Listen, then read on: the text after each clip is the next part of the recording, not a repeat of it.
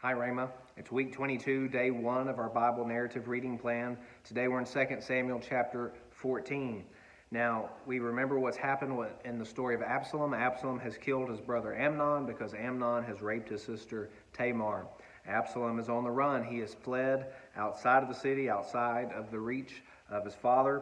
But now it seems the story is moving forward in time. We see here at the beginning of 14 that Joab is getting involved. Remember that Joab is David's nephew. He's the commander of his army. And Joab sets things up that he brings a wise woman and he sends her in with this story. She comes in telling a story, a parable. It seems almost as if this is pointing us back. It has similarities, at least in some ways, to Nathan going to David the prophet. But instead of God sending Nathan, this is Joab sending this woman, and she's being set up. Tell him the story, and it goes on and on. You see these things here. See how that works itself out. God uses this to begin bringing Absalom back. But there's some things I want you to see here. Verse 22, notice that Joab says, "Today your servant knows that I have found favor in your sight, my lord the king, and that the king has granted the request of his servant." Joab, perhaps for reasons we don't fully understand yet, he wants Absalom back. He's setting all of this up, and it doesn't seem to be just because Joab is interested in family reconciliation. And so Joab has set all of this up. He's manipulated David in the sense of having Absalom brought back to Jerusalem. But here's some things we learn about Absalom in this passage. Chapter 14, verse 25. "Now in all Israel there was no one so much to be praised for his handsome appearance as Absalom." Now who does this remind us of? This reminds us of Saul, that Saul was more handsome than all the men in Israel, that he was taller than all the men in Israel.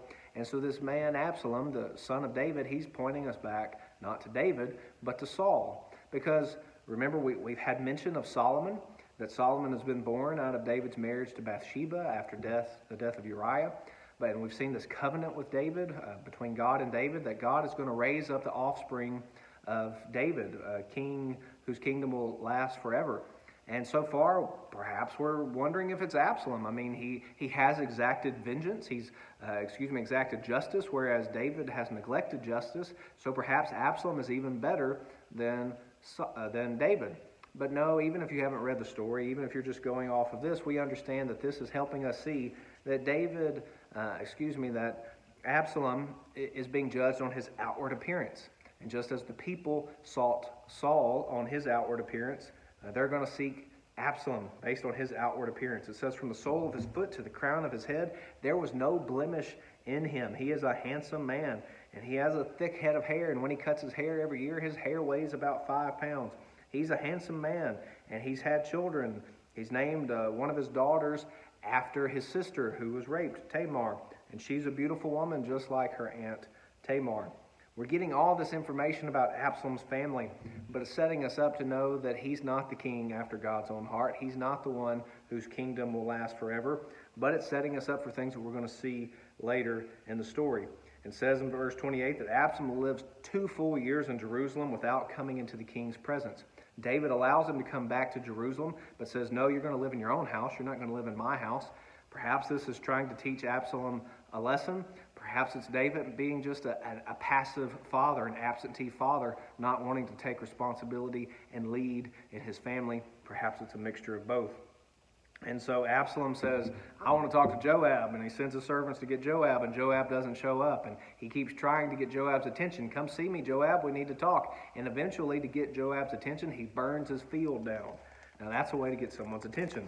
Joab shows up, and Absalom says, "Look, why can I not go see my father? If he's going to kill me, let him kill me. Whatever he wants to do, let him do it. But he hasn't reconciled with me, and he hasn't punished me. He's only keeping me here just locked away." And so Joab wants resolution to this story. And so it says in the end of the chapter, Joab went to the king and told him, and so therefore the king summoned Absalom.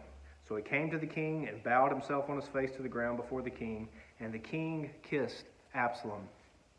This might give us the idea that reconciliation is coming. Perhaps that's possible, but we must keep reading to see what happens next. Here's a summary of today's reading.